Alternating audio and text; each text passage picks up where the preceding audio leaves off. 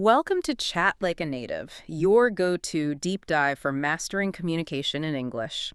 Today, we're tackling something I think a lot of us struggle with, especially as English learners. It's that habit of saying sorry all the time. Oh, yeah. The constant apology. Exactly. You find yourself saying sorry even when you haven't actually done anything wrong. It Mm-hmm. can really make you sound unsure, maybe lacking a bit of confidence, even when you feel capable. Right. But what if you could be polite, totally respectful, and assertive without always falling back on sorry? That sounds like the goal. So in this deep dive, we're going to give you some really practical tools and phrases, things you can use to, well, transform your communication, protect your relationships a bit, and definitely boost your confidence. Yeah, get ready to sound like the calm, capable speaker you really are. Okay, so let's dig into this habit. Why do we overuse sorry so much? It often Mm. feels like it's just polite, doesn't it? The easy thing to say. It does feel like that. But what's fascinating, and what our research really points to, is that a real apology, a genuine one, that's an incredibly powerful tool. Oh, It's meant for, repairing trust when you've messed up, or acknowledging real harm, showing deep empathy when someone's actually in pain. right, for the big stuff. Exactly. Yeah. But when sorry becomes like a verbal tick, Yeah. just tossed out for every tiny bump or, perceived little inconvenience, Yeah. it just loses all its impact, its emotional weight. Think of it like apology fatigue. Apology fatigue, I like that. Yeah, the word just gets kind of watered down. Yeah. And listeners might, maybe unconsciously, start to doubt even your really sincere apologies later on. Because they hear it from you constantly. Right. It's like crying wolf, the word just doesn't hit the same way. That makes a lot of sense, that credibility erosion. So, okay, how do we figure out when a situation really needs a proper apology versus, something else, something more assertive but still polite? Yeah, that's the tricky part, especially in the moment. So we need a clear filter. And the sources we looked at suggest this really neat tool called the SAFE test. SAFE. Yeah, 4 quick questions. First is serious impact. Like, did your action objectively, clearly waste someone's time, their money, or cause them, significant stress? Not just a little bump, but something measurable. Exactly, measurable impact. Yeah. Then A, agency. Was it actually within your control? Could you have realistically prevented it? We're talking things you personally did or maybe overlooked, not, crazy traffic or the Wi-Fi dying or some system crash totally out of your hands. Right. If it was external, your agency is low. Precisely. Next, F-fix needed. Is there a concrete step, like right now, that you should offer to genuinely fix things? Something practical you can do to make it right or at least better. Okay. And finally, E, empathy needed. Is the other person actually upset, like visibly hurt or distressed?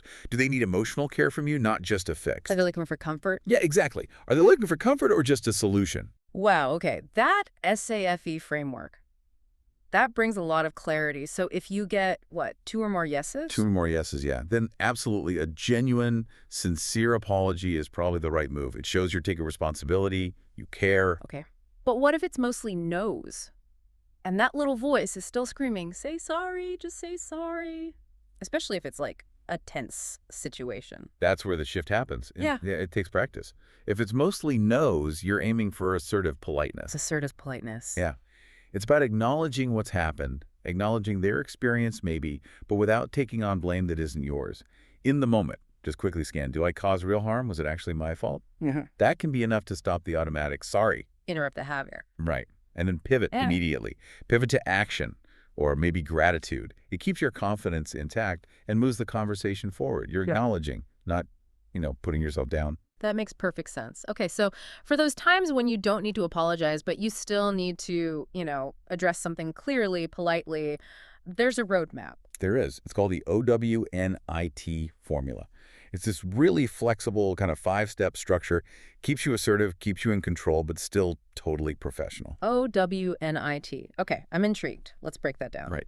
So each letter is key. O is for own the impact, but briefly. Own the impact. Yeah. So you acknowledge how the situation affects the other person, but crucially, you're not necessarily admitting guilt or taking full blame if it wasn't entirely on you.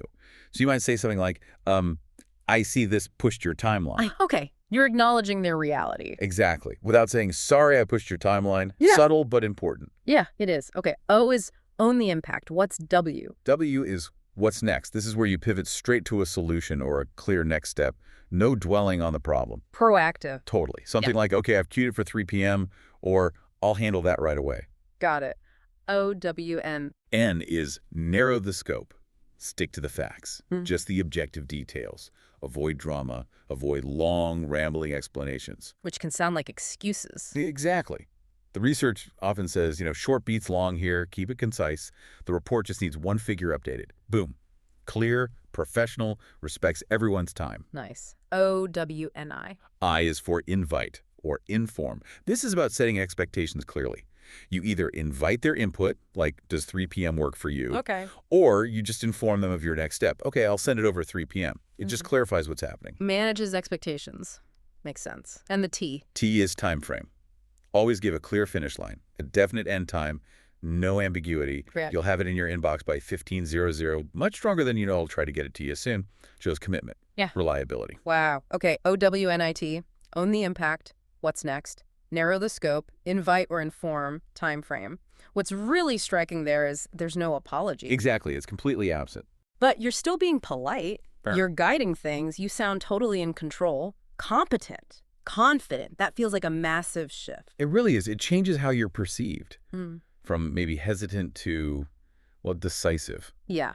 Okay, but I can imagine, especially if English isn't your first language, or you're just building confidence, that narrow the scope a bit. Avoiding over-explaining. Couldn't that sometimes feel a little abrupt? Maybe even rude if you're not careful. How do you stay warm? That's a really, really good point. Because, yeah, the goal isn't to be cold or dismissive at all. A lot of the warmth comes from your tone, your intonation, which we'll get to in a sec, and also just the overall relationship you have with a person. Right, the context matters. Hugely. If you generally have good rapport, being concise is often seen as efficient, respectful of their time. The key is clarity, not coldness. Oh. You can always add a friendly opening or closing phrase, But keep that core OWNIT message direct. It's about being strategic. Strategic. Okay, I get that. Now, what about those everyday phrases? The ones where sorry just slips out almost automatically. Ah, yes, the quick swaps. Yeah. Our research uncovered some really brilliant, simple alternatives, like instant confidence boosters for your daily chats. They really are effective. They basically flip the script from apology to gratitude or action. It's quite clever. So think about this. Instead of the automatic, sorry for the late reply, Which I say all the time. we all do. Try this instead. Thanks for your patience. Here's the update. Oh, nice. See? It acknowledges the time, but frames it positively, appreciation, and then moves straight to the point. No apology needed. I like that. Okay, give me another one. Okay, how about, sorry to bother you? Ugh, yeah, that one feels weak. It really does. It puts you down immediately. Suggests your need isn't valid. Instead, try, quick question when you're free. Simple, respectful. Exactly. It respects their time but doesn't minimize you or your question. And for anyone learning English, instead of that classic, sorry, English isn't my first language. Which sounds like you're apologizing for yourself. Right. Try. One moment while I confirm the right term. Ooh, professional. Shows you're careful. Precisely. Not insecure. And one more, turning down an invite instead of, sorry, I can't make it, which can carry that little bit of guilt. Yeah. Just a clear, appreciative, I won't be able to join this time. Thank you for the invite. Firm, polite, grateful. No unnecessary apology. Exactly. Clear boundary maintains goodwill. These are great. It's amazing how just switching a few words maintains that goodwill but keeps your status intact. You sound instantly more professional, more self-assured. Yeah, it's about being really intentional with your word choice. Okay, but words are only part of it, right? You mentioned tone and delivery earlier. How we say things, Yeah, that can change everything. absolutely critical. Yeah, beyond the words, how you deliver them is huge. We need to talk about softeners and boosters. Softeners and boosters, okay. So softeners are those little words or phrases like a bit, slightly, maybe, might, could you mind if? They add, a touch of flexibility, make things sound a bit less demanding, More gentle. gentler. Boosters, on the other hand, they add clarity, firmness, commitment. Words like need, will, definitely by 3 p.m. confirmed. Okay, so you've got softeners making it gentle, boosters making it clear. How do you use them together? Well, the really smart trick is often to balance them. You can actually start with a softener, then end with a booster. It's quite effective. Give me an example. Okay, so instead of just blurting out, move the meeting to 10:30, which might feel a bit blunt. Yeah, a bit demanding. Try. Could we perhaps move the meeting to 10:30? I'll send the revised agenda by 10:00. Ah, okay. The could we perhaps is the softener. Right. Polite suggestion. And the I'll send it by 10.0 is the booster. Yeah. Clear commitment. Exactly. Polite request, but firm follow-through. Leaves no doubt. Very cool. What else affects delivery? Well, a huge one is intonation. The music of your voice, basically. The rise and fall. Right. Generally, ending your statements with a falling intonation where your voice goes down slightly at the end projects confidence, certainty. Like, that works for me. Yeah. Don't. Perfect. Exactly like that. But if your voice goes up at the end of a statement, like, okay, or ugga, right? Yeah. That can unfortunately make you sound unsure, hesitant, like you're seeking approval for what you just said. Even if you're not actually asking a question. Exactly. Yeah. So practicing that firm, friendly, downward tone on statements makes a big difference in perception. Good tip. Any cultural things to keep in mind here? Yeah, just briefly. Well- In many English-speaking workplaces like the US, UK, Canada, Australia, Yeah. clarity and directness are often really valued. You can be warm, you can be friendly, absolutely. But you don't need to apologize constantly for just, existing or having a request or dealing with a minor issue. It's not expected. Not usually, no. Yeah. And remember the difference. Yeah. I'm sorry to hear that. That's pure empathy for them versus I'm sorry I did X. That's taking guilt for you. Both useful, but different tools. Got it. Empathy versus guilt. Right. And remember, short beats long. Avoid those rambling explanations that sound like excuses. Acknowledge. Move forward. Yeah. And when in doubt, defaulting to thanks usually builds rapport better than defaulting to sorry. Okay, so pulling it all together, it's about being really strategic, intentional, word choice, delivery. It all combines to send the message you actually want to send. Exactly. You're not being rude, you're just being effective and confident. All right, this is super helpful. Now let's get really practical. You mentioned ready-made phrases, like a toolkit. Yeah, absolutely. The research we drew on provides a great collection for specific, common situations.